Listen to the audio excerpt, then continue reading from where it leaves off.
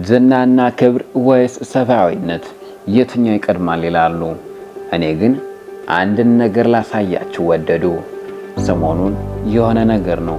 BMW መኪናዋ የተበላሸችባት እንግሊዛዊ ሴት የምታደርገው ጠፍቷል። ኒውካስል ስቴዲየም አቅራቢያ የሚገኝ መሃል አደባባይ ላይ ቆማለች። እናም ወዲያዋ መኪና እንደተበላሸችባት ያወቁ ሁለት ሰዎች መኪናዋን ወደ ዳር ለማውጣት መግፋት ጀመሩ። ሆኖም ተጨማሪ ጉልበት ያስፈልግ ነበር።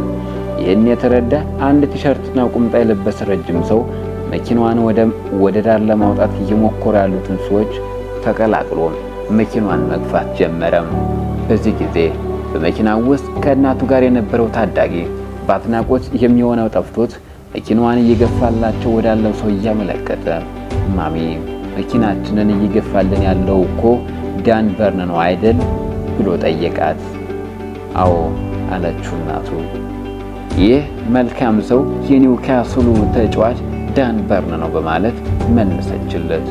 የእንግሊዝ ብሔራዊ ቡድን ተከላካይና ከ70 ዓመታት በኋላ በቅርቡ ክለቡ ኒውካስልን የዋንጫ ባለቤት ያደረገው ሚሊዮነሩና ዝነኛው የእግር ኳስ ተጫዋች ዳን በርን ዝና ጨምድዶ ሳይዘው ከሚሄድበት መንገድ ተመልሶ ተቸግራ ያያትን ሴት መኪና ገፍቶ ወደ ጥግ እንድታቆም ረድቷት ብቻ አላበቃም።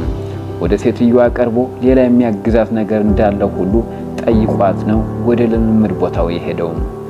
ዝጉር የምትቻል ወንዝ ያልተሻገረች ሚጢጢ ዝና ይዘው ለእውቅና ያበቃቸው ሕዝብ ላይ አክት ለሚያደርጉ ዝነኛና ታዋቂ ሰዎች ይህ ትምህርት የሚሆን ይመስለኛል። አወቀ ዋሱ ነበርኩኝ። 433 ደግሞ ጽሑፉን አሰፈረው። መልካም ጊዜን ተመኘው።